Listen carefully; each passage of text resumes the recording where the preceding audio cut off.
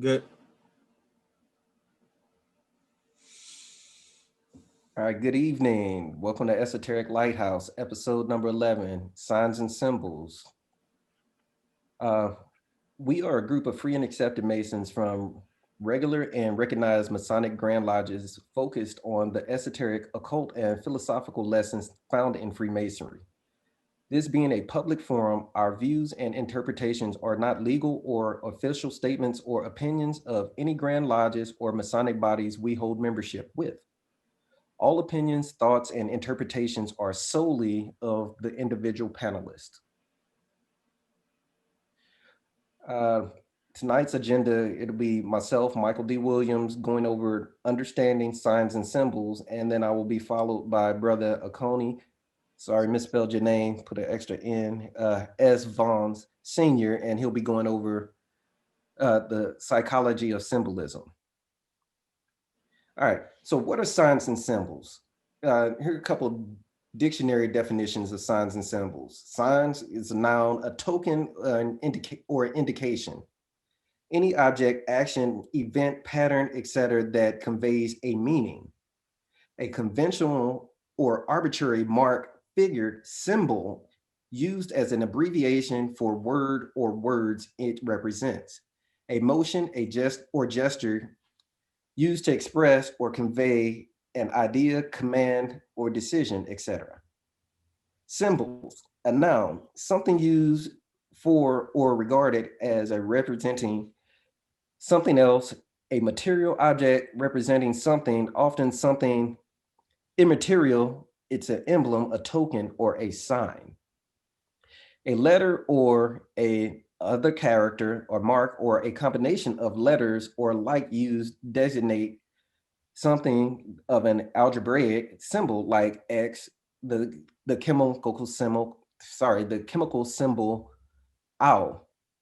Especially in some semiotics, a word, phrase, or image, or like having a complex or of associated meanings of perceived as having inherent value separable from that which is symbolized, a being of that which is symbolized as performing its normal function of standing for or representing that which is symbolized, usually conceived as deriving its meaning chiefly from the structure in which it appears and generally distinguishes from a sign. So basically, what this is saying is that a sign is a character, something that you're looking at, it displays something. A symbol can be anything, a gesture, a movement, an action, or something, and it expresses a different meaning that which is symbolic and is very distinct from a sign. The history of symbology. Symbolism is a loosely organized literary and artistic movement that originated with a group of French poets in the late 19th century. It spread to paintings and theater. It influenced the European and American literatures of the 20th century to varying degrees. Symbolist artists, Symbolist artists sought to express individual emotional experience through the subtle and subjective use of highly symbolized language. Symbolism as a term can be confusing. Usually grouped with other post-impressionist movements, symbolism emerged at just about the time as in impressionism, but it is not entirely accurate to call it post-impressionist. So, what exactly was symbolism? Here are a few facts about symbolism that will help you understand it. Symbolism was initially developed by the French literary movement, as mentioned before. Symbolism was in the late 19th century an art movement. In literature, the style originated around 1857 with the publication of Charles Baudelaires' Les Fleurs des Mal. The name symbolist itself is first applied in the critic Jean Moraes, who invented the term to distinguish the symbolist from the related decadents of literature and of art. Moraes, who published the Symbolist Manifesto, Le Symbolisme, in Le Figaro in on 18 September 1868 named Baudelaire, Stéphanie Mallarmé, and Paul Verlaine the the three leading poets of the movement. Symbolism was announced to be hostile to plain meanings, declamations, false sentimentality, and a matter of fact description, and that is the goal of what to the cloth the ideal and perceptible form whose goal was not to in itself, but whose sole purpose was to express an ideal. Symbolist painters believed that art should reflect an emotion or an idea rather than represent a natural world in a realistic way. Symbolists weren't enclosed in a distinct or homogeneous group. There were people across the whole of Europe who worked independently and varying aesthetic goals, but they were shared with the similar mindset. Amongst the leading artists, we should mention Gustave Moreau, Gustave Klimt, Michal Lejeune, Konstantinos Kluseneris, Jacques Malawski, Olden Radin, Pierre Duez Chavans, Edward Munch, and Felice Ropes. Also, Auguste Rodin and sometimes considered a symbolist sculptor. Each of them perceives symbolism in a different way. Symbolism continued. History of symbolism continued. The symbolists produced imaginary dream worlds populated with mysterious figures from biblical stories, Greek mythology, and fantastical creatures. The symbolist painters use mythological and dream imagery in all its art form. It started with Edgar Allan Poe, whose works were translated by Baudelaire. The symbols use symbolism not the symbols used by symbolism are not familiar emblems of mainstream iconography, but intensely personal, private, obscure, and ambiguous references. Their favorite subjects were love, fear, anguish, death, sexual awakening, and unrequited desire.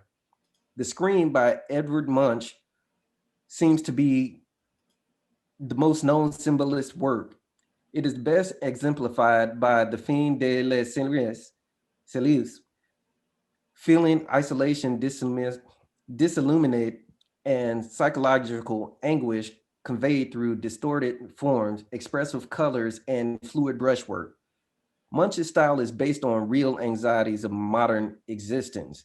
His paintings explore themes of illness, loneliness, despair, and mental suffering associated with love conditions that Munch deemed emblematic of the modern psychic life.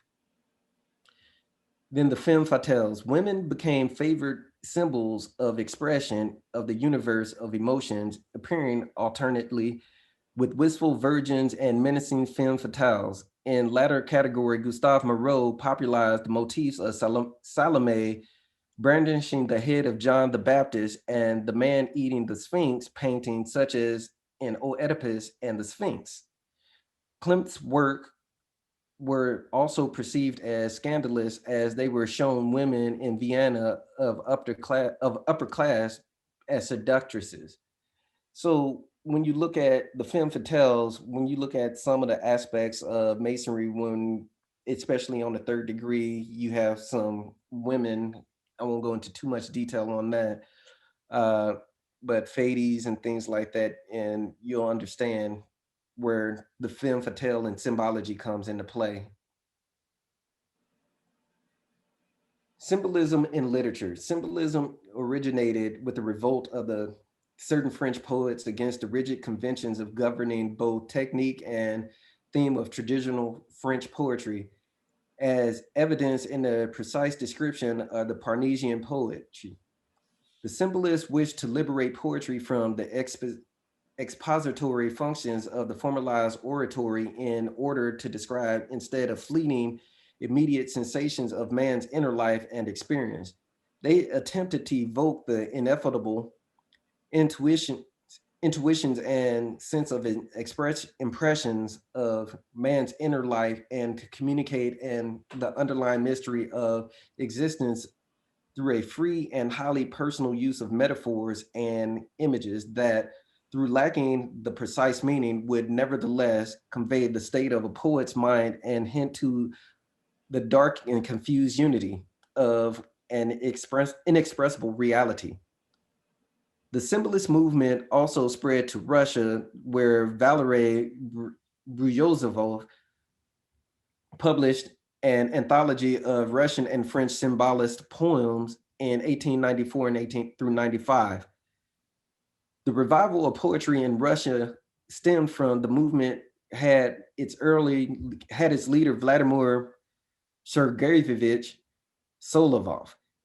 His poetry expressed a belief that the world was a system of symbols expressing metaphysical realities.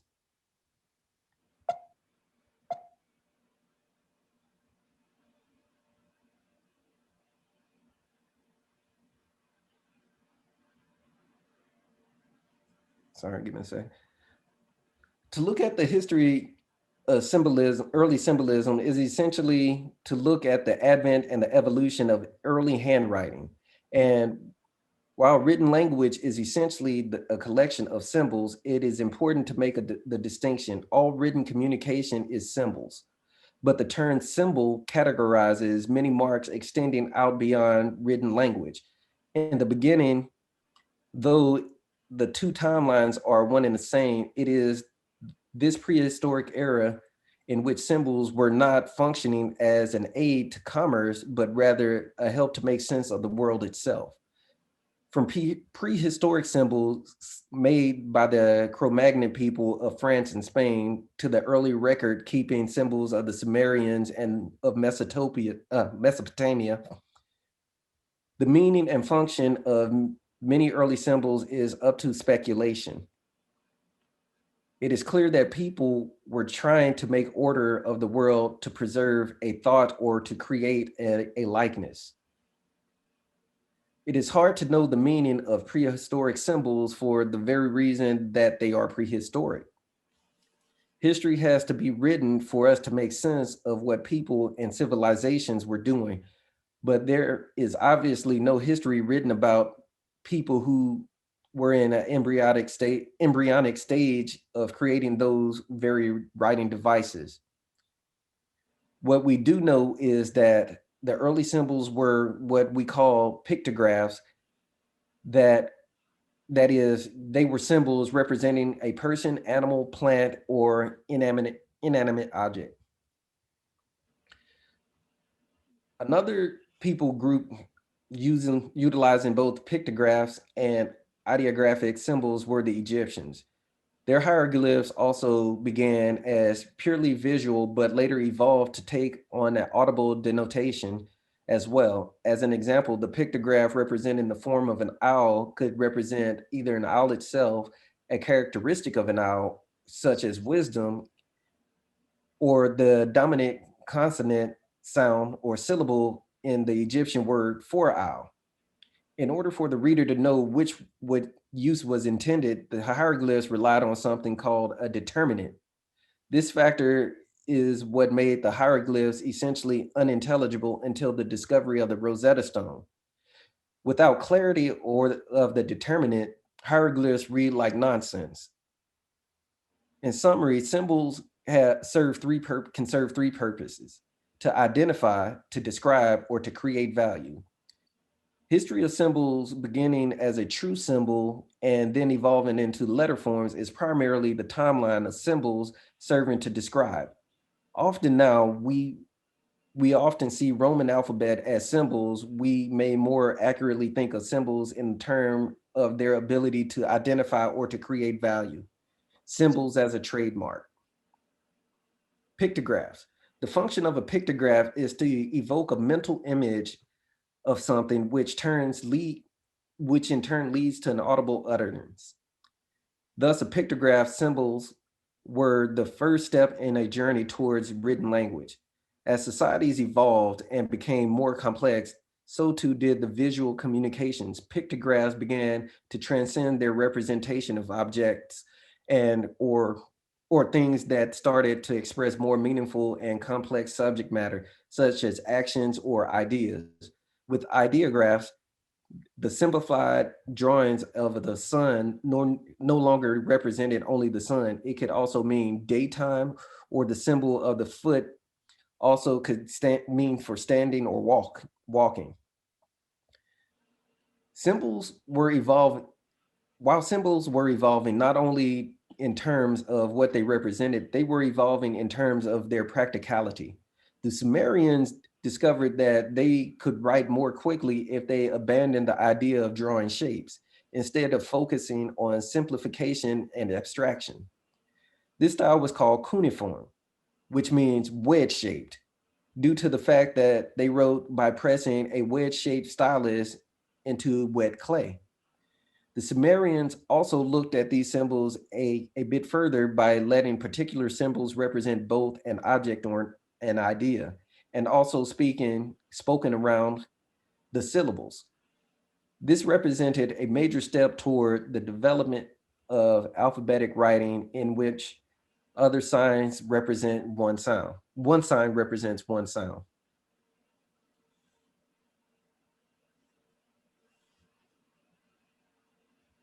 Oh, sorry about that. All right. The Masonic application of signs and symbols.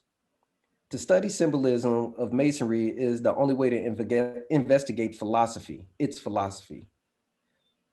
This is the portal of its temple through which alone we can gain access to the scalium, where its aporeta are concealed. Its philosophy is engaged in the consideration of propositions relating to God and man, to the present and the future life. Its science is symbolism by which the propositions are presented to the mind. Albert Mackey. Some Masonic scholars speculate that Masonic symbology has come down from cuneiform scripts of the ancient Sumerians circa 3000 BC, as well as ancient Mesopotamians and Persians. Cuneiform writing was a series of pictographs which were drawn on clay tablets and with blunt reed styluses. These questions are a subject of much debate within our fraternity. Thousands of research and man hours have been spent attempting to answer these questions, with mostly to little avail. Very little information has surfaced from books and handwritten manuscripts that survived these eras in history. Even Freemasonry symbols are subject to somewhat different interpretations across the Masonic jurisdictions of the world.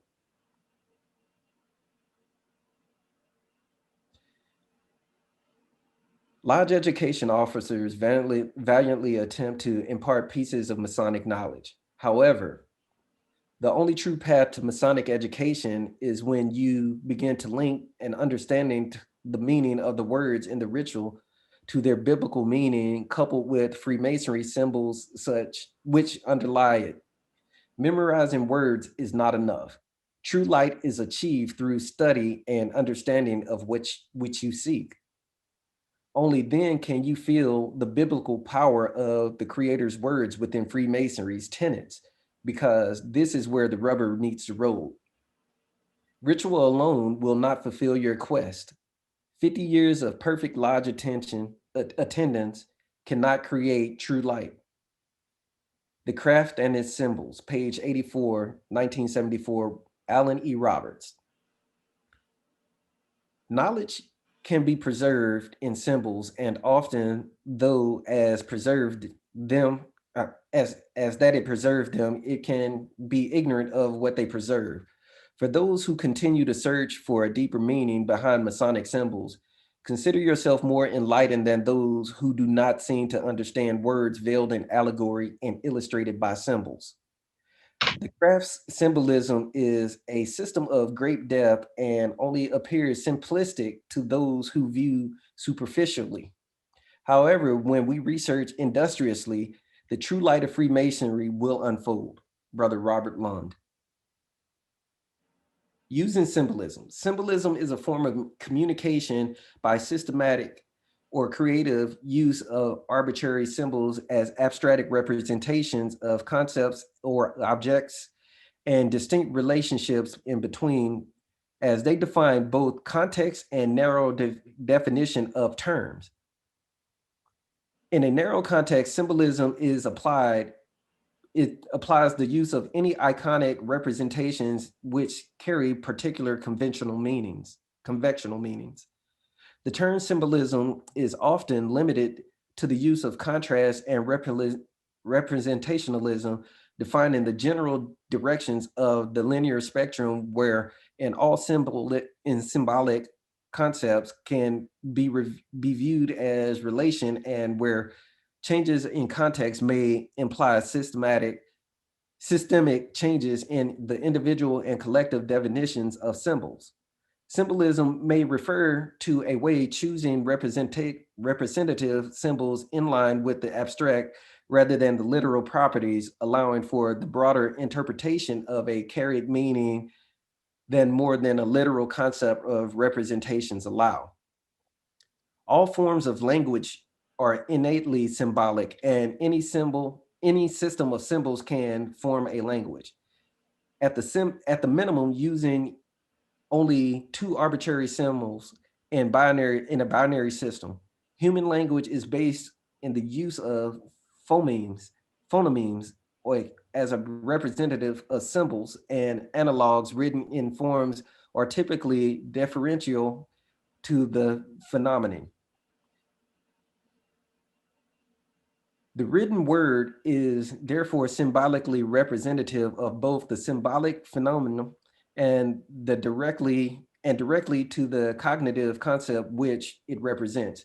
The field of cognitive linguistics explores the cognitive process and relationships between different systems of phonetic symbols to indicate deeper processes in symbolic cognition.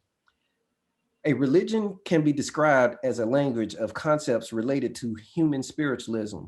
Symbolism, hence, is an important aspect of most religions.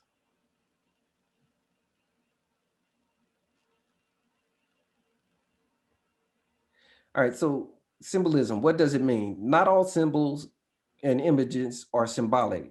We can appreciate them as beautiful without any particular interpretation offered or required. Nevertheless, symbolism certainly makes them interesting, especially to us humans who love to find meaning in things. Simply defined, a symbol is something that represents, stands for, or points to something else. We are familiar with the idea of dreams containing symbols. We are familiar with the ideas of interpreting dreams. Actually, dreams are a type of image. Any image may be symbolic and is open to interpretation, speculation. We might even think of some images as dreams. Some symbols are quite universal. Many people from various cultures across history would find similar meanings in a particular image. Water suggests birth, purification, and rejuvenation. The house itself represents a cycle which indicates unity and eternity. Carl Jung, the famous psychological theorist, called these images archetypes. They represent universal patterns of human thought that reside in our collective unconsciousness. Instinctively, we react to these images, and even though we may not always be conscious of the reaction and the underlying meaning, some of these symbols date back to pagan beliefs about nature. Others may have evolved from the most basic elements of human psychology and culture and spirituality. When you incorporate some of these basic symbols into your photography, there's a good chance that many people will respond to the universal meaning. Intuitively, they will be able to relate to that image and each other's reaction to it. Happy people splash in water or to be replenished. And under and excuse me, An unattended, dilapidated house suggests a person in a state of decay. People in a tight circle are representing strongly united. Interpretations of symbols also can be unique. People from different cultures and backgrounds may find different meanings. For example, colors which may be highly symbolic vary meanings from culture to one culture to another. In one culture, black may be the color associated with death. In another culture, it may be white. People can have their own high personal symbols based on their unique personality and history. If you saw a baby bird die next to a rose bush, you might associate roses with death. That's how symbols work. But that very thought process is known as association. We associate this with that. This reminds me of that. The lines of association generated by symbols may radiate in many directions. In conclusion, symbology is the study of symbols and their meanings and their hidden codes. It is studied in fields as diverse as art, mathematics, sociology, and of course psychology. Symbols and imagery induce the subconscious and can be interpreted with therapeutic processes. Existential, humanistic, and phenomenological approaches focus on conceptual, emotional, and verbal realities, while transpersonal approaches focus on spiritual longings and experiences as key to self-actualization. Symbolism and symbols are a fundamental way in which the mind knows and understands reality by taking us to a universal structure of human existence. Symbolic knowing distinguishes the manifest on the surface meaning of its latent, hidden, or revealed content, while symbolic interpretation treats phenomena with skepticism. Phenomenologists phenomenologists value the manifest presentation for unfolding of the meaning. All right, this is what I'm currently reading. The Hasidic Parable by R.A. Weinman, The History of Magic by Eliphas Levi, The Lost Pillars of Enoch by Tobias Curtin, Man and His Symbols by Carl Jung, and How We Die, a Stoic book by James S. Roman. And here are my references. And this concludes my portion. I will be followed by Brother Akoni Asvance, Senior. Thank you. Thank you. Wonderful job. Thank you again, Michael Williams. So tonight I will be talking about the psychology of symbols. Let's see.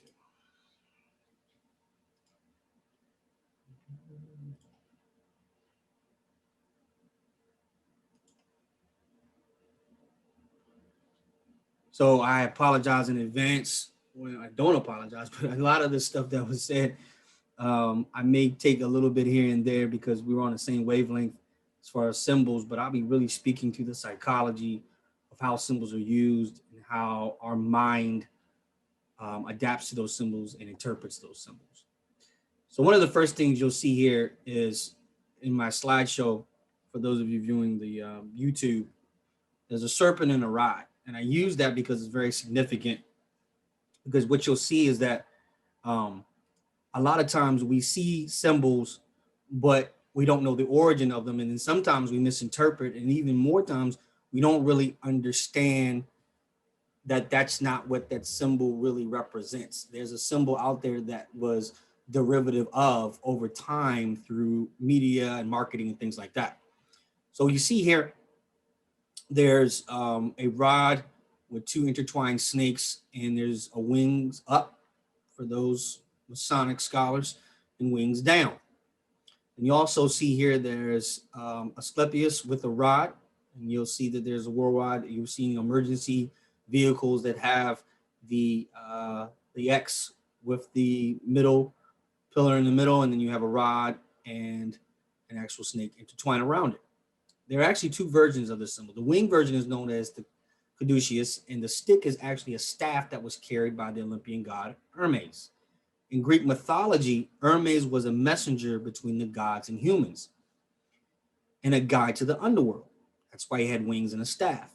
Hermes was also the patron of travelers, which makes his connection to medicine appropriate because in the olden days, doctors had to travel great distances by foot in order to visit their patients. In one version of the Hermes myth, he's given the staff by Apollo, the god of healing. In another version, he receives the staff from Zeus, the king of the gods.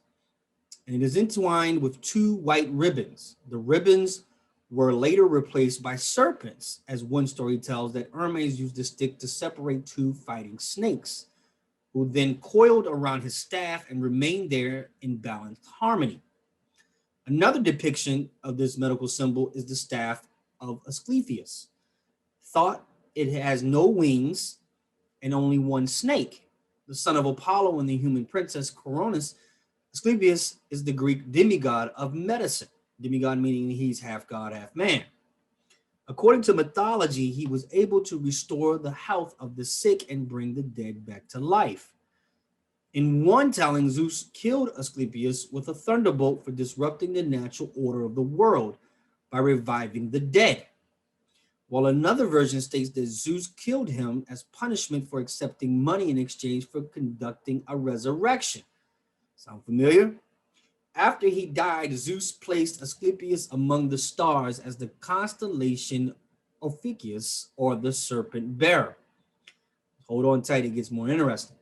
The Greeks regarded snakes as sacred and used them in healing rituals.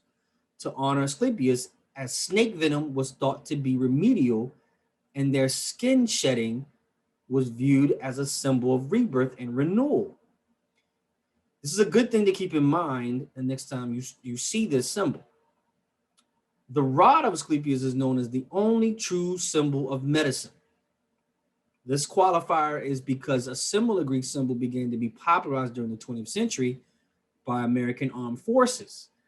This symbol, the caduceus, is a rod intertwined, as I said before, with two serpents and wings. It's completely unrelated to Greek symbology. It has nothing to do with medicine or healing. The serpent of the Garden of Eden, as we know it, is a sense of consciousness. It may also be called desire, sensation, or the activity of life in an external expression, apart from the source of life. When life is lifted to realization that it is spirit, it becomes healing, as illustrated by Moses lifting up the serpent in the wilderness. So those in that, remember that story, if you were bitten by the fiery serpents, which would be similar to lustful expressions of life, you would be healed when you looked upon the serpent that was lifted up by Moses at the command of God. When they looked up and perceived the truth about divine life, their minds and bodies were cleansed. So how do we interpret this? Astronomically, the head and tail of the two reptiles represent the points of the ecliptic in which the sun and the moon meet. Metaphysically, it represents the descent of primordial matter and gross matter. Physiologically, it represents the vital currents flowing in the human body. When we refer to the universe, it indicates the ability to dominate the chaos and to put order in it. Sound familiar? Order from chaos. Creates harmony between the different tendencies that revolve around the axis of the world. And also, if we refer to the human body, it indicates the thaumaturgical power of the one who is able to bring harmony into a sick organism. Last point on this slide, the caduceus also indicates the ability to reconcile opposites with each other, creating harmony between different elements such as water, fire, earth, and air. We said before on this show, these are the elements of alchemy. For this reason, it frequently occurs also as an indication of the synthesis of sulfur and mercury, as well as in the symbolism of the pharmacopoeia, which is another word for magic or pharmacy, or that which the doctor prescribes. The term caduceus derives from the Greek karkion, or herald, or messenger, and represented precisely the symbol of the Hermes of Mercury, measure of the gods, displays a symbol to settle the quarrels. So you've already heard what the definition of symbols is. So I'm just, again, I'll say keywords that you Masonic scholars should know by now. It really means token, a watchword, to throw or put, throwing things together, contrasting, comparing. Token used in comparison to determine if something is genuine. The meaning something which stands for something else was first recorded in 1590 by Edmund Spencer's Frere Quien. When we talk about psychology and symbolism, it's a form of communication by the systematic or creative use of arbitrary symbols as abstracted representations of concepts or objects and the distinct relationships in between. They define both context and the narrower definition of the terms. Something of a very unique nature was another word called semiotics. I find myself to be very intrigued by this word because I find myself to be a semiotician, study of signs, symbols, and a signification as communicative behavior. When we talk about semiotics, it is the studies focused on the relationship of the signifier and the signified, also taking into account the interpretation of visual cues, body language, sound, and other contextual clues. Semiotics is linked with both linguistics and psychology. Semioticians thus not only study what a symbol implies, but we also ask how it got its meaning and how it functions to make meaning in society. Symbols allow the human brain continuously to create meaning using sensory input and decode symbols through both denotation and connotation. So, what types of symbolisms do we have? We have what's called a metaphor, which refers to one thing by directly mentioning another. A simile explicitly denotes comparison between two things. An allegory. If you're a Mason, you know what this means. You hear it a lot. It's the narrative wherein a character, event, or place delivers a larger message. An archetype, story elements such as an idea or character. And we'll address this further in this presentation. Personification applies human attributes, but we give what's called an anthropomorphic view of an idea, but it's not alive or human. It's just a concept. An hyperbole, use an exaggeration to make a specific point or to add emphasis. A metonymy substitutes a word with a close association to an entity for the name of the entity itself. An irony, figure of speech wherein the intended meaning opposes the literal meaning of the words expressed. So let's look at some figures here. We have Heinrich Zimmer. Heinrich Zimmer was an academic Indologist, studied Indian culture and religion. He was a linguist and historian of South Asian art. And he says this: concepts and words are symbols just as visions, rituals, and images are. So too are the manners and customs of daily life. Through all of these, a transcendent reality is mirrored. There are so many metaphors reflecting and implying something which, though thus variously expressed, is ineffable. Again, another word we Masonic scholars should know. Though thus rendered multiform, remains inscrutable. Symbols hold the mind to truth, but are not themselves the truth. Hence, it is delusory to borrow them. And we'll talk about what it means to be deluded or delusional. Each civilization, every age must bring forth its own. So, what is the difference between a sign and a symbol? The difference between a symbol and a sign is that a symbol can convey a deeper and more complex meaning than a sign. A sign is an indicator, a marker for something very specific, very concrete, general, unambiguous. A sign is some unit of communication that represents something specific. De Saussure's semology and Pierce's and semiotics agree that the same three basic types or kinds of signs exist: indexes or indices, icons, and symbols. The root word of signal is sign. It's a gesture, action, sound that is used to convey information or instructions, typically by prearrangement between the parties concerned. And for those viewing, you'll see the two figures here. That top is a warning that clearly spells out that sharks have been spotted. That's a sign. But if I don't want to put words and I want to give an impression of a warning, I'll create what's called a symbol. It's yellow marking, has black detail, it gives a symbol of a shark in water. Anyone can ascertain what that means. It is a warning. On the other hand, a symbol, whether a cross or dove or ring, sort of can have complex meaning and nuance that differs from one person to another, depending on their experience, culture, upbringing, schooling, and so on. A symbol conveys a message of deeper meaning and it is open to interpretation. A picture containing a dove could be meant to convey a message about peace, or it could be a picture of just a bird. A ring worn on a finger could be a commitment. To another person, it's just marriage. A marriage itself means different things to different people. But to someone, it just may be just a piece of jewelry. A symbol points to something unknown and mysterious and is often the precursor to a transformation. Symbols are relevant not only to religion and spirituality, but also to leadership and politics. A symbol, as we stated before, is one of the three basic types. And the receipt of a signal increases your information, provides a basis for updating your expectations or knowledge. A signal is a source of implicit information, as a signal has a causal connection to that signified. So next we'll talk about what's called psychoanalysis and archetypes. It's an alternative definition of symbol, distinguishing it from the term sign was proposed by Swiss psychoanalyst Carl Jung. Kenneth Burke states that described Homo sapiens as a symbol using, symbol making, and symbol misusing animal, to suggest that a person creates symbols as well as misuses them.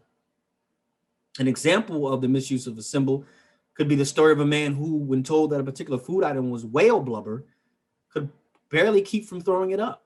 Later, his friend discovered it was actually just a dumpling. But the man's reaction was a direct consequence of the symbol of blubber in his mind, representing something that was inedible. Jean Dalby Cliff says that people not only add their own interpretation to symbols, they also create personal symbols that represent their own understanding of their lives. Cliff also calls symbols core images of the person. She argues that symbolic work with these personal symbols or core images can be useful, as working with dream symbols in psychoanalysis or counseling. William Indick, he suggests that the symbols that are commonly found in myth, legend, and fantasy fulfill psychological functions, and hence are why archetypes such as the hero, the princess, the witch have remained popular for centuries. And Paul Tillich argued that while signs are invented and forgotten, symbols are born and they die.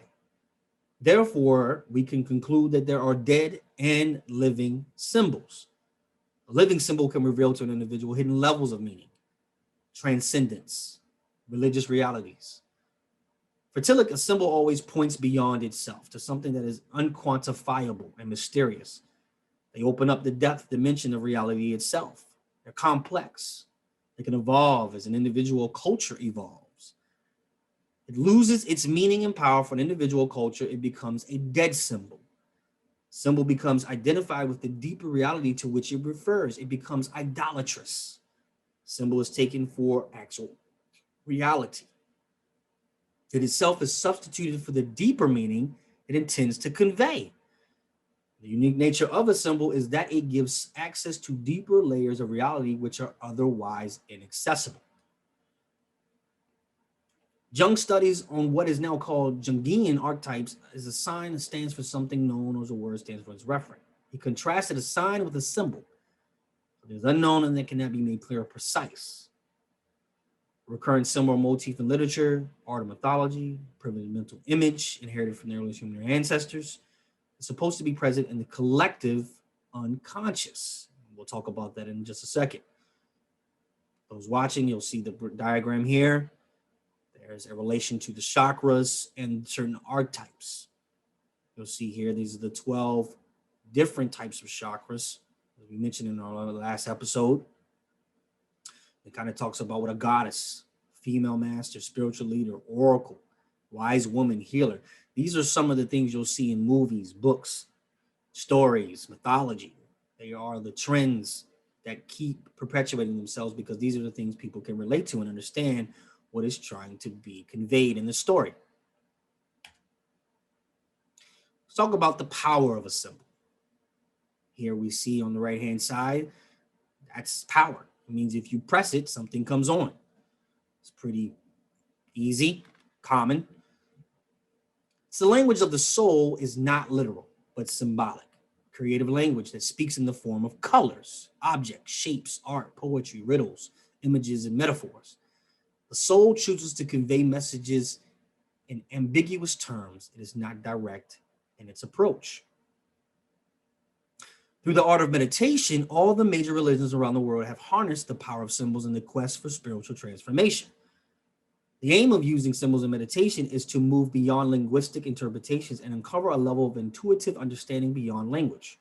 For example, Native American traditions, nature herself is such a symbol, provides the mediator a point of departure into the deeper, mysterious layers of the mind. So the meditator might gaze upon the earth and feel her under his or her body, or commune in silence with the trees and the flowers. The use of symbols helps the mind to focus on a single element and to pacify its restless nature. In return, the symbol stimulates thoughts and insights, stirs and awakens the deeper mind. For Christians, this cross is symbolic, pointing to the unfathomable mystery that it is God. However, Jung introduced a further distinction between living or dead symbols, as we mentioned before. If the individual has lost touch with the mystery of the Christian faith, then despite having Christian beliefs, the symbol has died, no longer has any transformative power. In practice, most meditative traditions use symbols as a point of departure because they provide a pathway back to our spiritual roots. We always interpret an image as being confirmation of what we already believe. Then we kill the transformative power of the symbol. I'll say it again. If we always interpret an image as being confirmation of what we already believe, then we kill the transformative power of the symbol. We therefore fail to develop as individuals and societies. But if in the expectation of transformation, we ask more questions about it. What does it mean? What do I not know? What further mystery is there? Then the symbol may lead to a significant and valuable transformation in our attitudes, spiritual awareness, and relationships. Let's talk about Carl Jung here. He was a primary interest in symbols lay in the ability to transform and redirect instinctive energy. He states that how are we to explain religious processes, for instance, whose nature is essentially symbolical? In abstract form, symbols are religious ideas in the form of action. They are rites or ceremonies. They are the manifestation and expressions of excess libido. At the same time, they are stepping stones to new activities, which must be called cultural in order to distinguish them from the instinctual functions that run their regular course according to natural law.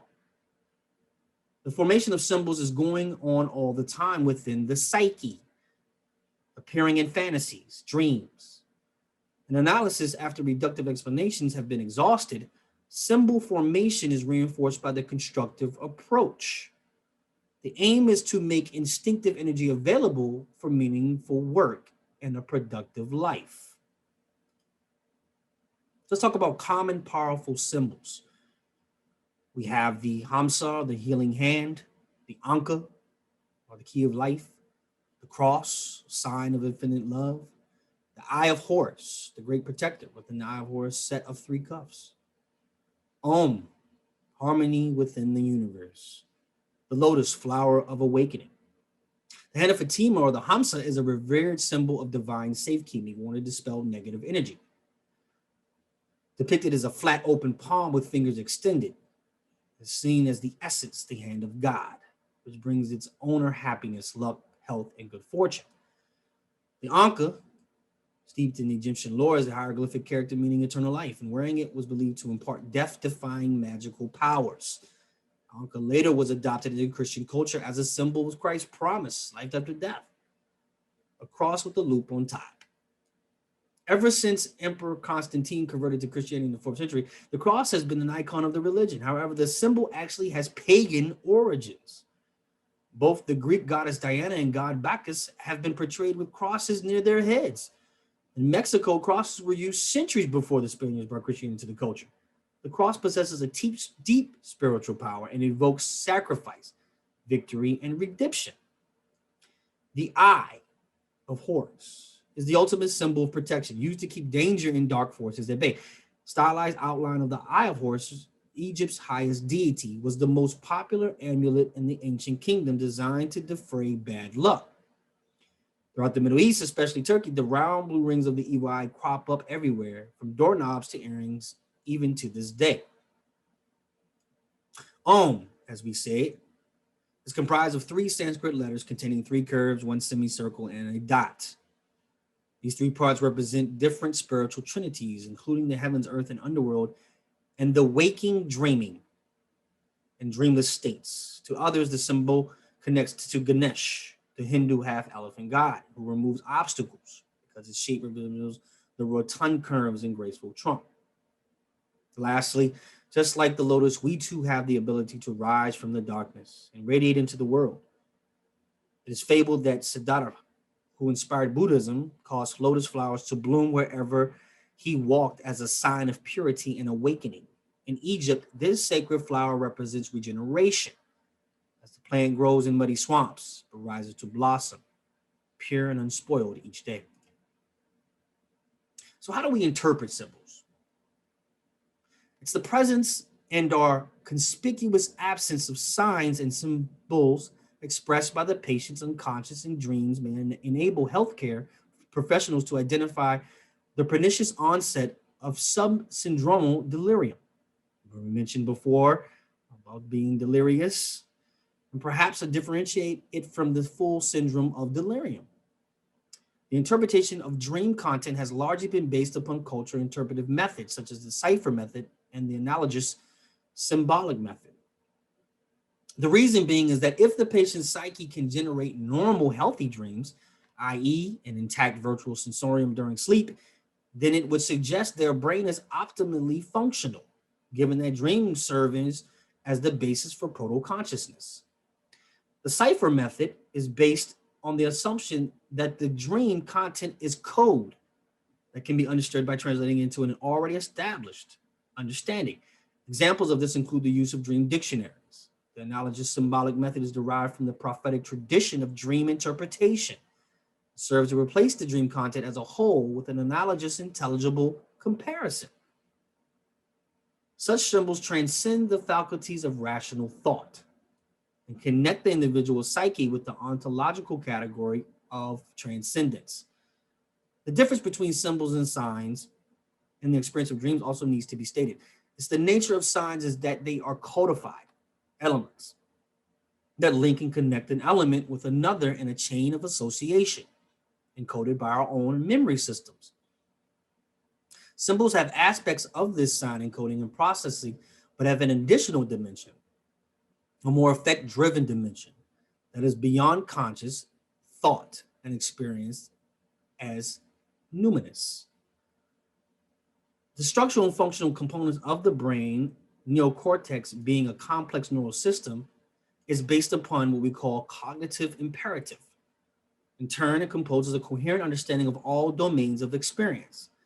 This cognitive imperative drives the neurogenesis function by integrating altered states of consciousness with symbols from the collective unconscious to produce, for example, a mythological motif out during fetal and early infancy, having significant genetic and molecular guidance.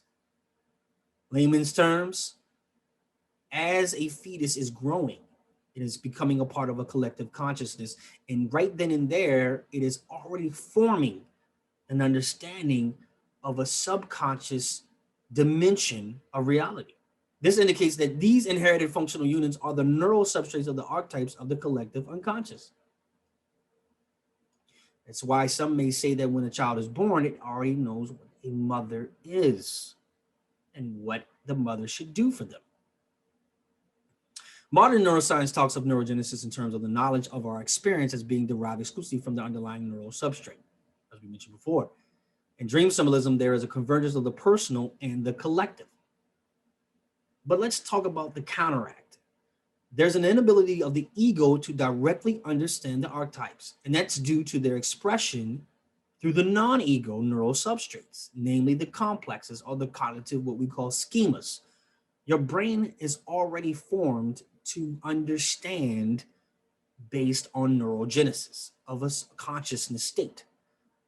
So that comparative study of myths enables the therapist to draw attention to the collective or collective unconsciousness and hits an evolutionary aspect of these symbols. This shift in focus both strengthens the therapeutic alliance and emboldens the patient to contextualize this experience with the rest of their life. Application from the abstract thought.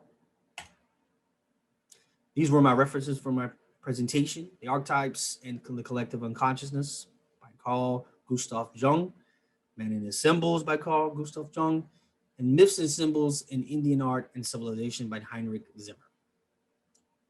That concludes my presentation.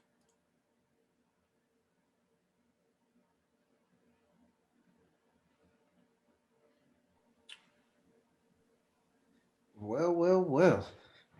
A lot of informative information tonight. Yes, a lot. Yeah.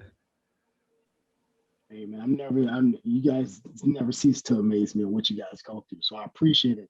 Because while you guys were talking about a lot of things, I'm thinking of why is this always so prevalent? Just understanding that this is the way that we've been communicating for thousands and thousands of years, because it's probably like one of the most effective ways, but we're trying to get, to me, I think that now we're trying to get away from that, which is a problem. I think that's why masonry is so prevalent and is needed more for us to study more stuff that comes with masonry, because it gives you more flexibility.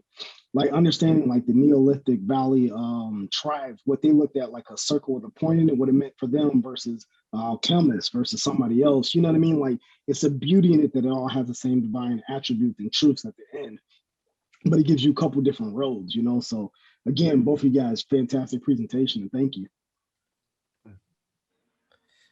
Yeah. Good stuff. Yeah, and for me, as you all know, I love art and I love creating things. I love making things with signs and symbols in it, and I leave it up to interpretation, as we stated in both myself and Brother Coney's presentation.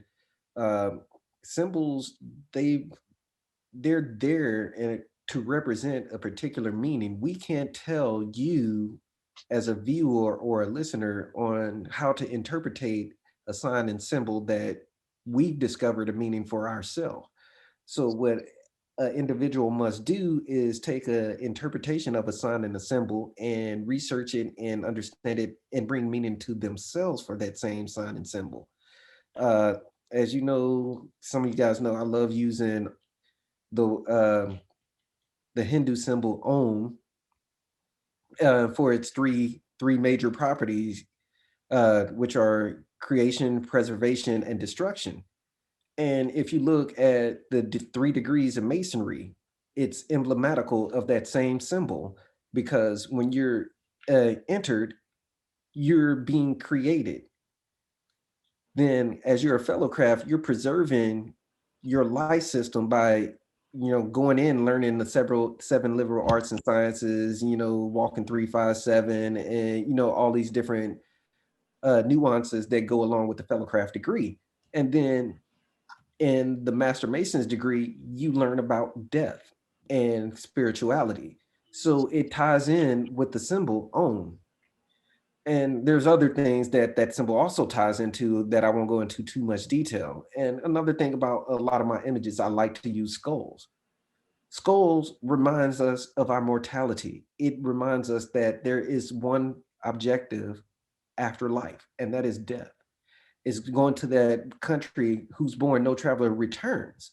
So a skull represents where we're going. That's the final destination. And I use three skulls a lot. Why do I use three skulls a lot? Why? Because They represent three brains. There are three deaths that we have to go through psychologically in order to be reborn as a spiritual man. And when we die physically, those three systems are the exact same things that shut down. If one does not work, the other one fails.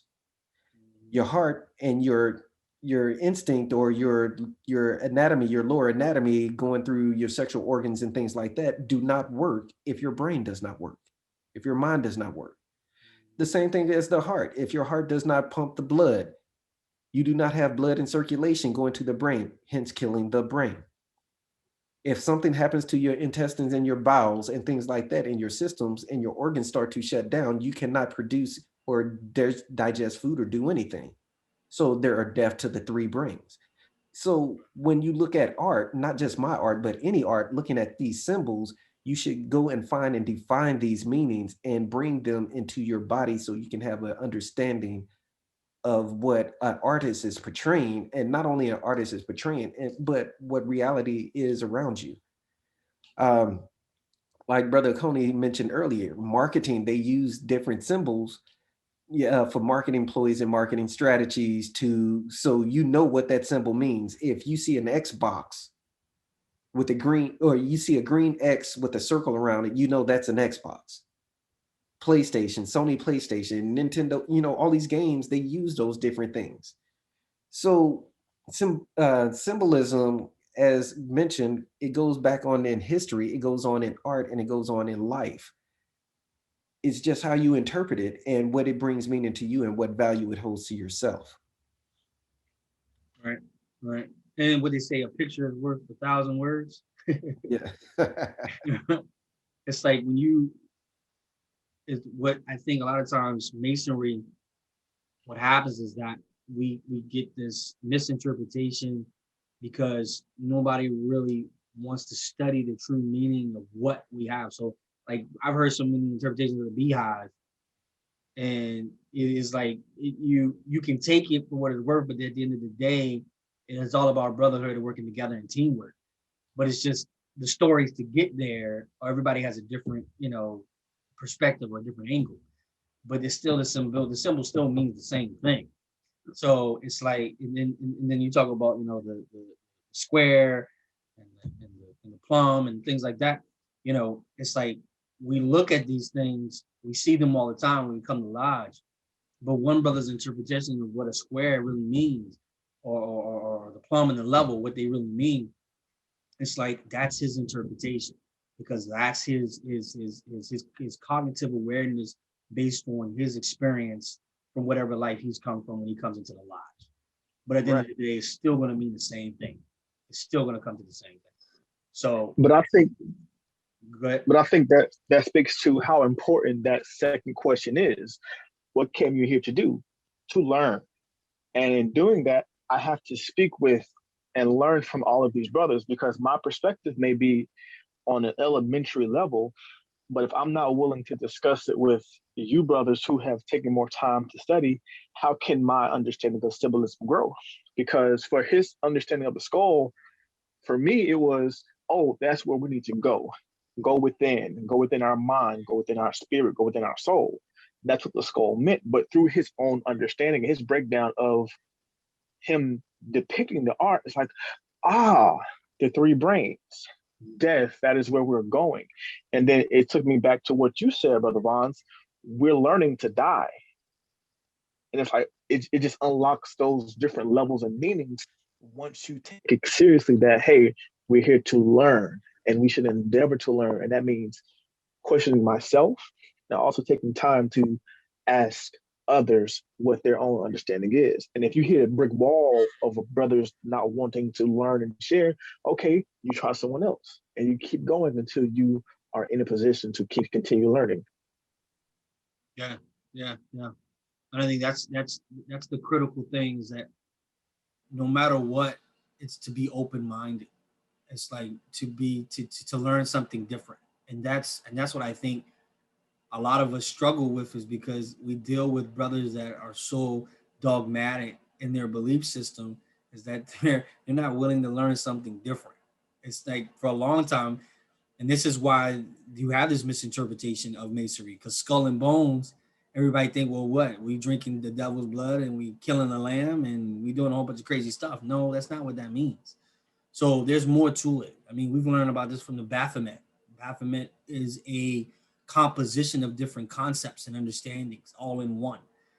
And it was because somebody didn't want to write a 20-page paper, they just put it into a picture to get you to understand what we're trying to convey. And if you knew what you looked at, you could understand what the true meaning of this symbol was. But again, that because of misinterpretation, constant belief, dogmatic understandings, things like that, that got turned into we were worshiping the devil. And that's not true. It's far from the truth. So I remember growing up, there was a time when everybody was into Indian spirituality. We're talking about Gaia and things like that. And then you would see even Hawaiian culture, you would see a female that wasn't dressed. And for us, remember now, we grew up in an era where for a woman to be undressed in front of you, it was considered to be pornography. But that's because the culture that we live in, they push that. But that's not the truth. A woman's body is life. It's the universe. It's Mother Earth. So if you look at it from that perspective, then you respect it, then you honor it, then you won't do the things that we do, and some of us as men where we disregard it, and then we understand what we truly have when we do get married and when we do have sexual intercourse, because you are doing a sexual exchange of energy. You are recreating what has already been done multiple times. It's that so we miss that because of misinterpretation. Right. And when you look at Western culture, that's what's predominantly put on TV. They say sex sells. They've polluted and destroyed Mother Nature. They've destroyed how the universal symbol of a woman is as being that fertile representation of Earth. Because in a lot of Eastern Asian cultures, in Brahmanism and things like that, you always have the aspect of the male deity with the female deity, Shiva, Shakti, and things like that. And the woman, her breasts are not covered, because that is showing a representation of fertile nature of motherhood. Mhm. Um, when I went to Malaysia, Indonesia, things like that, some of these predominantly Muslim countries, uh, they they had those statues and things available, not being destroyed like in other Muslim worlds. Um, and I was able to see those expressions, and I was glad to see that they kept the traditions of the predecessors alive, which were predominantly Hindu in those specific regions. And they had those crop goddesses and things like that present for tourists to see. So when you go back and you look at Western culture, we look on TV and you see um, derogatory images of women, and it's not talking about fertility or things like that, but it's more about the act of intercourse and sex. And what when you're young, you're a teenager and things like that, that stuff gets into your head, and once it gets into your head, it pollutes you for life Mhm. if you do not know how to control your sexual energy and your sexual urges and your impulses.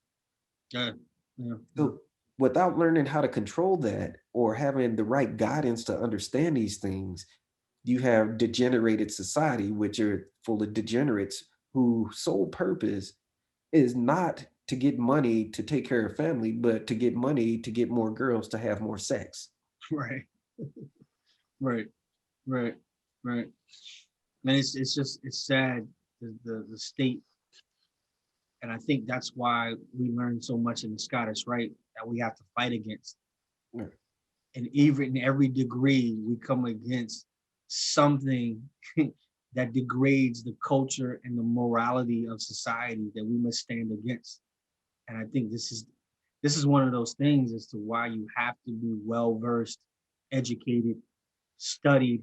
You know what I mean? Because you have to know how to fight against these type of things. So this is good. Right. And when you look at signs and symbols, one symbol that sticks out predominantly, since you mentioned Scottish Rite, from the first through the 32nd degree and higher, it's a symbol of judgment.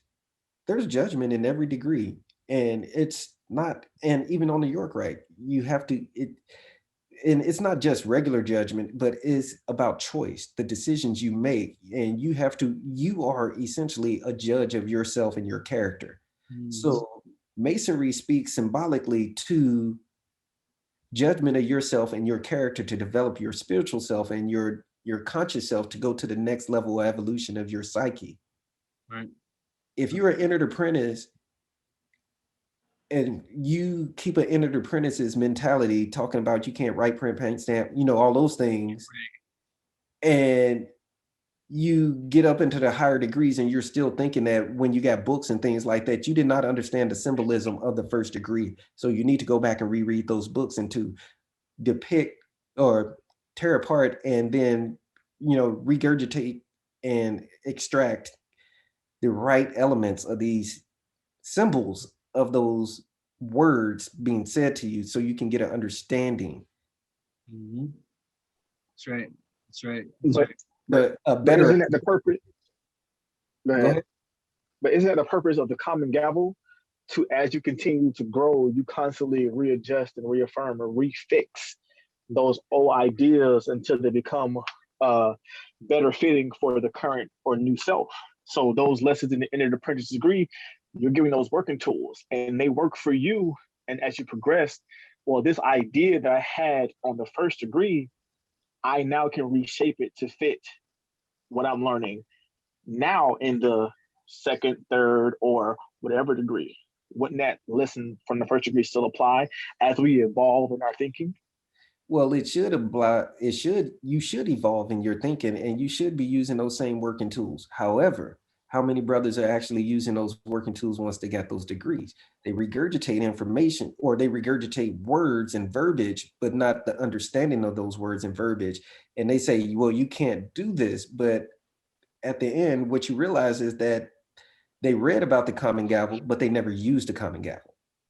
You're going back into And our very first episode about initiations and the rites of passage and the comments about people being really initiated, or did they just go through a system of degrees? Mm. A lot of our brothers go through a system of degrees, but they have not been initiated into an understanding of what the meaning of these symbols that are tied to these degrees, Right. what they mean, what they are, what their interpretations are. Right. You we read books all day, but if you don't understand what you read, you might as well never picked up the book. That's right. That's right. That's right. Right. And I you look will, at it. I will, Go ahead. oh, go ahead. No, go ahead, go ahead. Because I'm going on a different topic because y'all brought up something that's interesting. So I want to finish this one out, but keep going. I just the final point is, um, even if you're not Purple House, but you look at the sword and the trowel, and I thought it was significant because I really didn't recognize, and I have to confess, I was initiated, and it didn't really dawn on me that there's a guard at every arch, and he has a sword and a trowel. And I think to myself, let's think real life. Who's gonna stand at a door holding a trowel and a sword? But it's symbolic to teach that you are to defend and kill, as well as to spread brotherly love at the same time. You have to know when and when not to. And I think a lot of times when we get to those higher degrees, you go beyond learning what you can do. Now you learn what discretion is.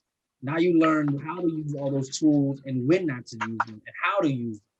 It's like you go from, that's what it goes from that dead to that living perpendicular, because now you understand the totality of what the tool can do, because it becomes more like a Swiss Army knife in your arsenal. It's not just a one trick pony. You can use it for several applications, and that's how you become a true master mason or a master architect, because you know when and when not to. Right. Yeah, and what you just said about the sword and the trowel, it reminds me of General Mattis. If anybody has been in you know, General Mattis, if you don't know who he is, something wrong with you. Especially after that last administration that we had and his choice comments. But General Mattis, he said one of the best phrases of this century, which was, you walk into a room and you look around, and at the same time of being nice, you look at a way to kill everyone in the room if you have to. Right. And that's the same meaning of the sword and the trowel. You come in peace, but you ready to have that action if it needs to be happened. If you have to have that. And it's almost like and it's like the Buddhist walking the middle way as well. You know, you got your mild side and you got your wild side. You walk that middle way, and if you need to go left, you go left. If you need to go right, you go right. But at the same time, the pendulum swings, and what you need to do is come back to the center. Right. That's broken down in the mosaic pavement. When you do circumambulation, you're walking on both of them. You're not just walking on one. Have you ever seen anybody just play hopscotch on white squares? I haven't. Right. It makes no sense, and there's no meaning for it. Right. So I'm gonna pose a question to my well-informed brothers, because I was just thinking about this. I'm trying to think of any other organization. What comes close to maybe Rosicrucian, but do you believe not I want to say success, but the longevity of Masonry is because it understood the importance of symbols? Like way beyond, like, I know we kind of missing it now, but there's still a small group that understands it. But from what I'm looking at, I'm trying to think of everything else that we embody in, and nothing that I interact with tells me that I need to learn more about symbols and meanings and deeper digging into things like Masonry does. So I'm just kind of curious on your guys' opinion or thoughts on that, if any. I think it's just Masonry. I think Masonry is like the only thing really like that's like kind of pushing us in my mind in a sense. Well, I'll start it off from my experience dealing with signs and symbols and interpretations via Masonry and other esoteric orders.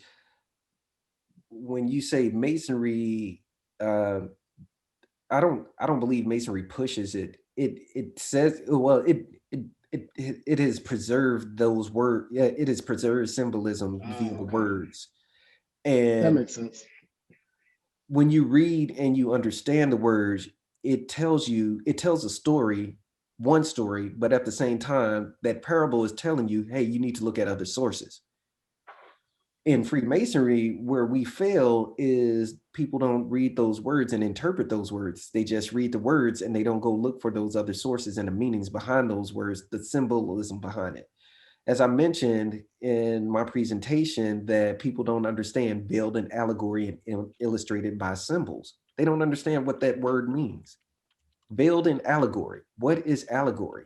Allegory means it's an interpretation and it has a meaning that is hidden and you have to go find it.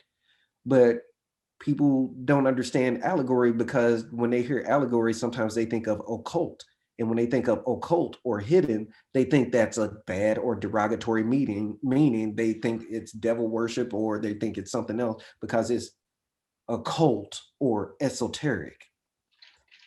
Esotericism and occult gets a bad rap just because somebody else said it with their interpretation, but the person who received it did not understand it.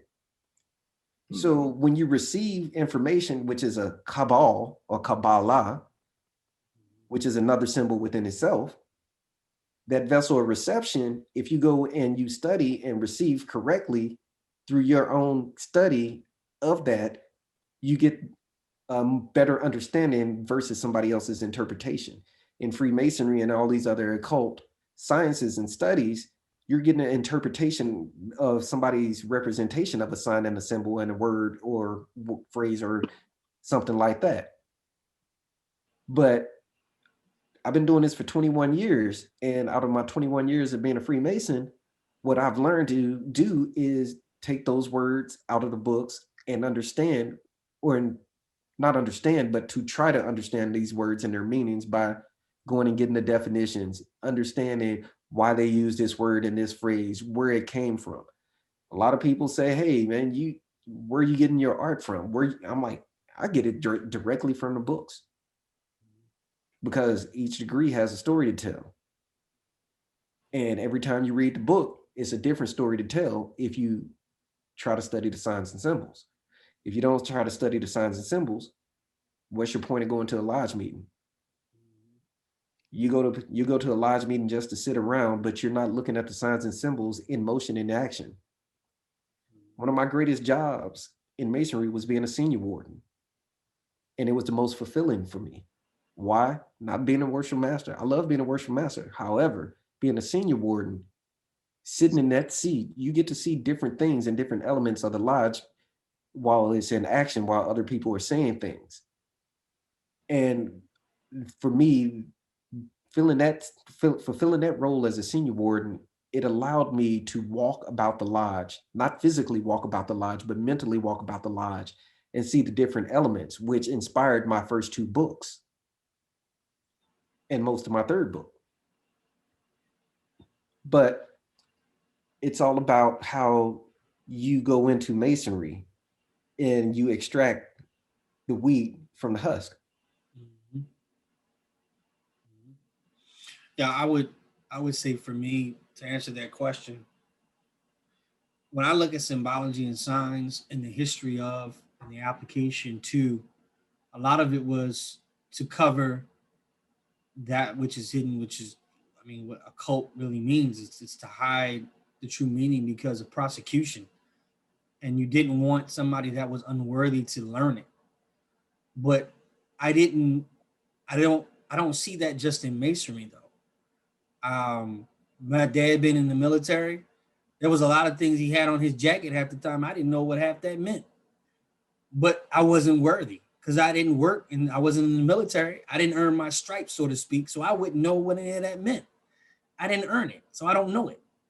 And so I think there's a lot of societies within societies that the main purpose and intent of a lot of things that are hidden is just because not everybody is worthy, nor can they understand because they haven't worked or toiled in the trenches.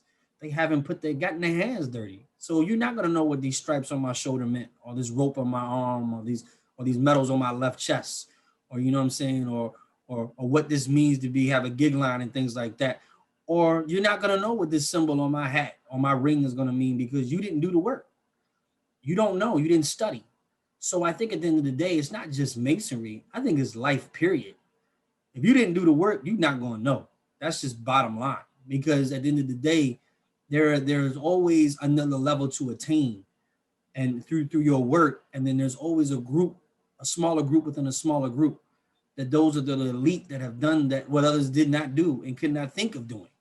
So I think that is what gives the pride and admiration to a select few to know what the true meaning of this symbol is. And I think that's where I find the merit in it. And it's not, I just don't think it's masonry. I think it's across the board. So Yeah, I agree with you on that, brother. Brother Chris, to get back with you, when you talked about the skulls and the interpretation of the meaning, I wanted to close that out before we moved on to another topic.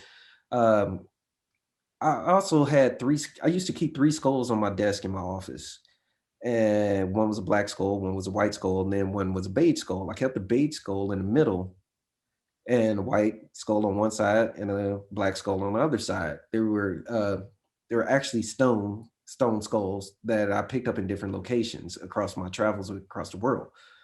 What I did with these skulls, they represented choices and decisions.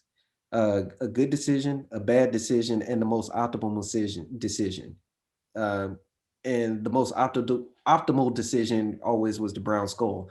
So it caused me to think about everything before I actually acted on something.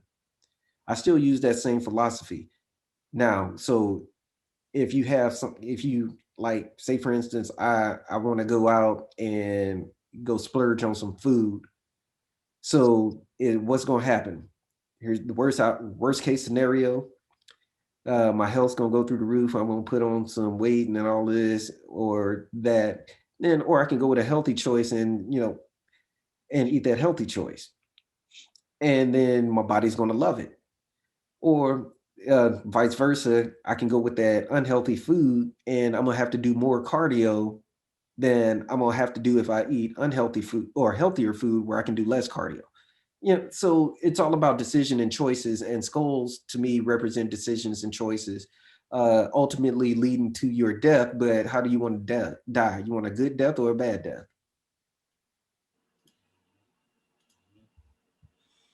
Good stuff.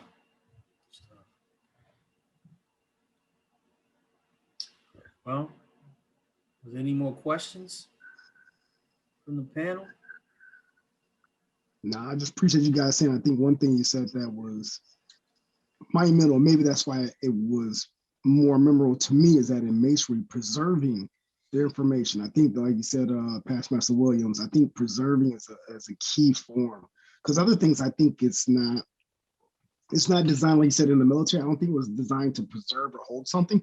I think it more so it was like an initiation. Like it was more so of you getting into like a rite of a special sector. My dad was in the Navy SEAL, so like the things that they did was something you just not going we're gonna leave that one alone. But it wasn't to like transfer that information and knowledge in a sense. It's more so to creating a bond, which is cool, like something that we kind of do here, but we don't have those same situations. But the preserving, I think about my ritual. My ritual was coded, and I had to start looking up, and I started looking up what some of those symbols meant. Now, and when I finish the lecture, I'll let you guys know. But I think the symbols for at least for the jurisdiction of Michigan, has a direct tie into some other things that we need to like study and learn, that our ancient brethren were telling us, like, hey, most people forgot about this, but we need to look at it. So again, I think it comes down to, like you said, preserving the divine truth is what I like to call it. You know what I mean? Like it's just truth through everything, So again, I appreciate it. That's a good word. Preserve. Yeah, and the reason I use preserve, I used to have a saying back in the day that some people, I don't know if they felt derogatory about it, but I stopped using it. I said masonry was a tool for fools. And what I meant by masonry being a tool for fools is that within inside of masonry, you can have a whole bunch of fools that don't understand anything about masonry at all in regards to the text. They can be parrot masons and they can recite everything, and the information is preserved by fools. Then 100 years later, you got this one brother that comes up and he hears that same word that Brother Williams just said and goes, aha, I got a different meaning for it. This is what they've been saying in masonry all these years, for hundreds of years, and they don't even know what they're talking about. But they preserved that information for that one brother who knew how to decipher it and pick it apart. I speak to them in parables. Exactly, speaking in parables. So how does the neophyte, the new Mason or the old Mason who is finally awakened to learn the deeper truths and get through the allegory, how do we begin to break down and understand the symbols? Is there a method, or is it something that just takes time to slowly uncover? Well, the first step in the process is to want to do it and engage and understand the signs and symbols. And if you're not willing to first take that first step forward into interpreting signs and symbols, and you're just going to go with what the book says, you're never going to get out, you're never going to get there. You never got off the couch, so it's impossible for anything that myself or anyone else who has a different understanding will give you, because you're not taking the first step yourself. But like the step, you take that step and define things. The best way to understand a symbol is to find out the definition of its meaning. Because as we expressed, signs and symbols came into translated into vocabulary and vice versa. It represents linguistics and speech. So in order to understand linguistics and speech, you have to understand the symbols. For those who know, I lived in East Asia for greater part of 13 years of my adult life. And in Japan, they use 3 different types of language, or written or language, which is katakana, hiragana, and kanji. Kanji derived from China, which are symbolic symbols of like images. They drew trees, but the tree design ended up turning into a word. So that merged and moved to Japan, and then they have kanji in Japan, which is based off of Chinese kanji, which is symbolic representations of inanimate objects. Then they start getting modern and they start using hiragana, and hiragana is like a verb. Say for instance, I want to say gohan. Gohan is Japanese for rice. So instead of drawing a rice leaf, now they have hiragana and they write the word gohan in hiragana.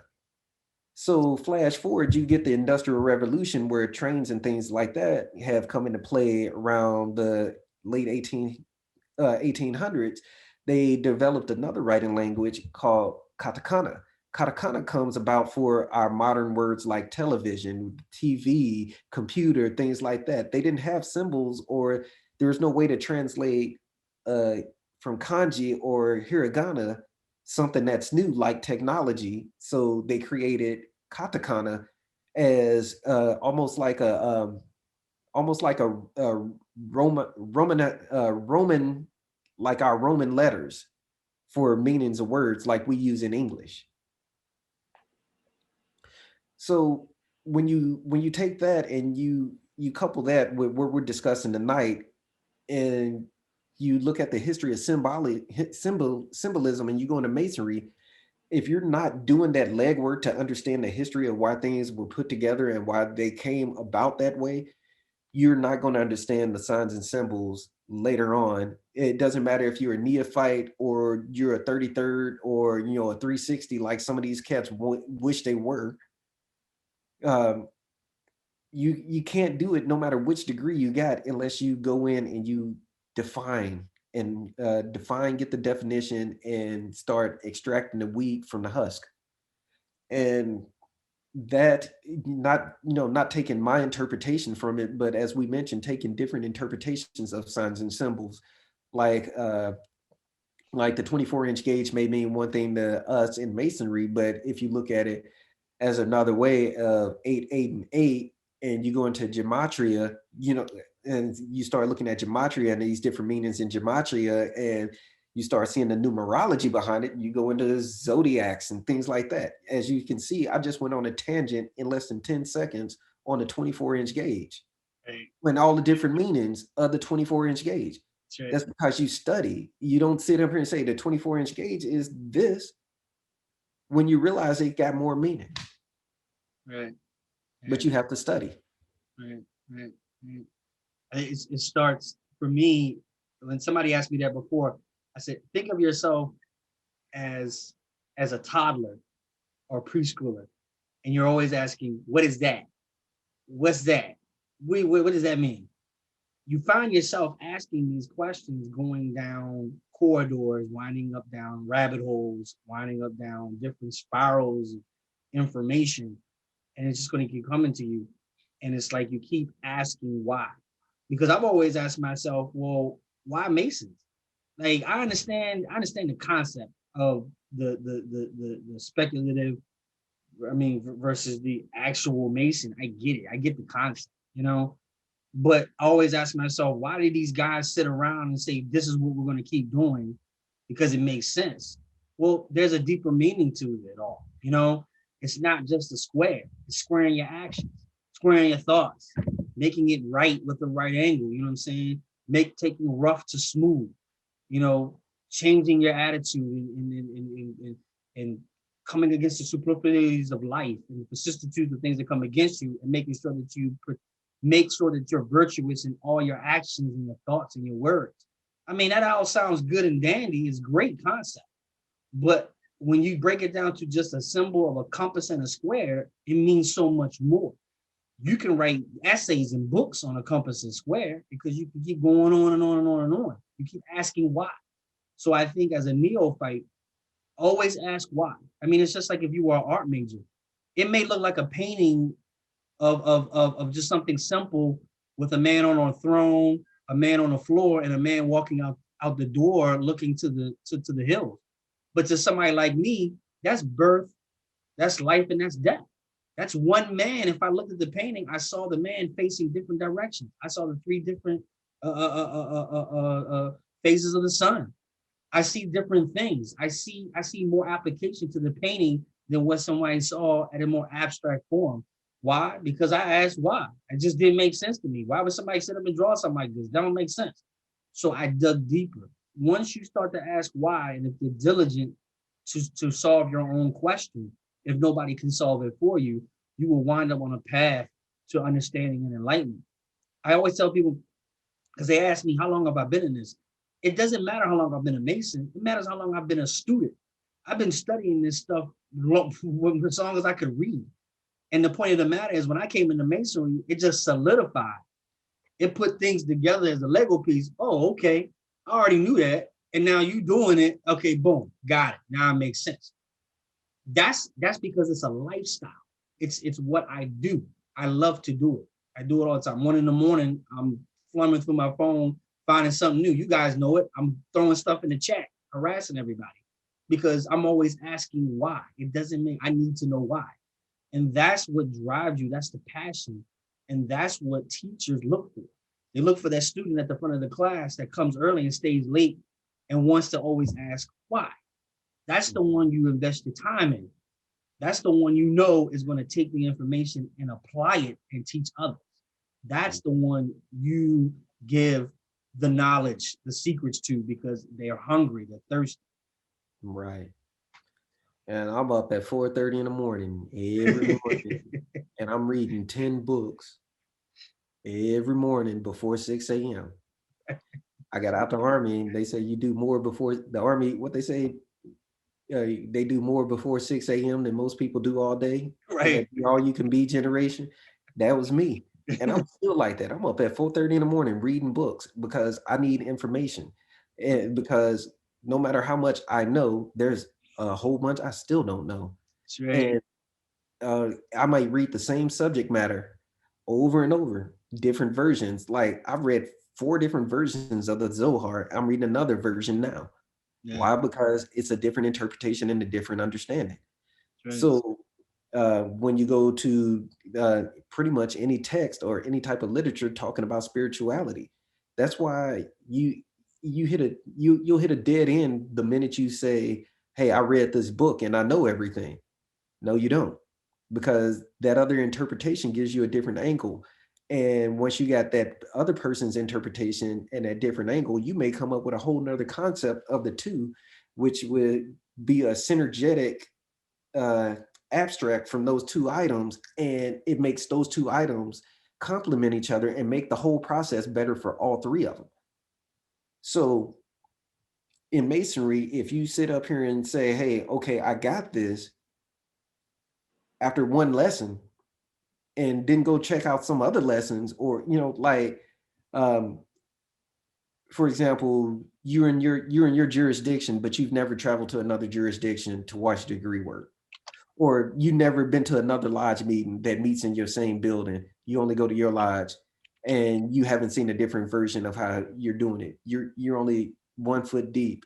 You're 1 inch deep, and you drowning in a teaspoon of water because you didn't go out and you didn't explore and see a different version or different interpretation of it. Right. Right. Right. Good stuff. Yeah. Well, I guess we're coming up on the end of our show tonight. Again, I'd like to thank everyone for tuning in. I'd like to thank my panelists for always being there, and had a great time with you fellas. Next month's episode, we'll be going over a very touchy subject for some, not for any of us panelists, but for other people.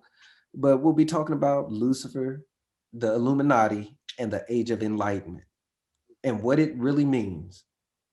So get all that Hollywood superstition out of your head and sit back and buckle your seats, because we're going to take y'all on a ride, Esoteric Lighthouse style.